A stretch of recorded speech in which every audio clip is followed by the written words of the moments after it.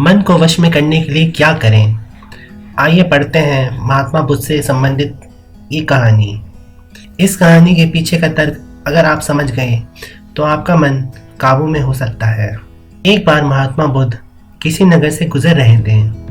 बुद्ध की नज़र एक कपड़े के व्यापारी पर पड़ी जो दुखी और हताश दिखाई दे रहा था। बुद्ध चलकर उसके पास गए और पूछा कि हे राजन, तुम इतने उदास क्यों हो? अगर तुम मुझे अपनी चिंता का विषय बताओ तो मैं तुम्हारी कुछ मदद कर सकता हूँ। कपड़े के व्यापारी ने बुद्ध को प्रणाम किया और उसको अंदर बुलाया। उस व्यापारी ने कहा कि जब से मेरी पत्नी की मृत्यु हुई है तब से मेरे घर पर छोटे बेटे की देखभाल के लिए कोई नहीं है, इसलिए मैं हमेशा उसको अपनी दुकान पर लेकर आ जाता हूँ। लेकिन यह मेरी दुकान पर आने वाले हर ग्राहक की पगड़ी को उछालकर फेंक देता है, कभी कभी उनका झोला उठाकर फेंक देता है। मैंने इसको बहुत समझाया, डांटा, लेकिन यह नहीं समझा। उसकी इस हरकतों की वजह से मेरे सारे ग्राहक खुद को अपमानित मानकर वापस चले जाते हैं।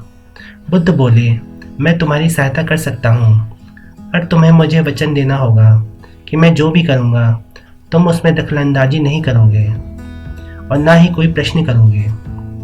व्यापारी बुद्ध को वचन दे देता है। अगले दिन बुद्ध एक पगड़ी पहनकर आए और एक ग्राहक की भांति आकर बैठ गए। व्यापारी का बेटा आया और उसने बुद्ध की पगड़ी को उछालकर फेंक दिया। महात्मा बुद्ध मुस्कुराए और कहा, बहुत अच्छा, जाओ इस पगड़ी को वापस लेकर आओ। वह बच्चा दौड़कर गया और पगड़ी लेकर बुद्ध को दे दी। अगले दिन बुद्ध एक कुल्हाड़ी और एक लकड़ी लेकर आए। उस लड़के ने फिर से महात्मा बुद्ध की पगड़ी को उछाल दिया। महात्मा बुद्ध ने उस लड़के को कुल्हाड़ी और लकड़ी दे दी और कहा, जाओ इस लकड़ी को काटो। व्यापारी को थोड़ा सा डर लग रहा था कि कहीं उस लड़के को चोट नहीं आ जाए, लेकिन उसको अपना वचन याद था। 7 दिन तक महात्मा बुद्ध कोई ना कोई काम लेकर आते और उस लड़के से करवाते। शीघ्र ही वह लड़का भूल गया कि उसको किसी की पगड़ी उछालनी है।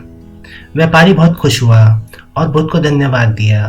मुझे पता है कि इस कहानी का और मन को वश में करने का कोई विशेष संबंध नहीं है, लेकिन पहले इस तर्क को समझ लीजिए।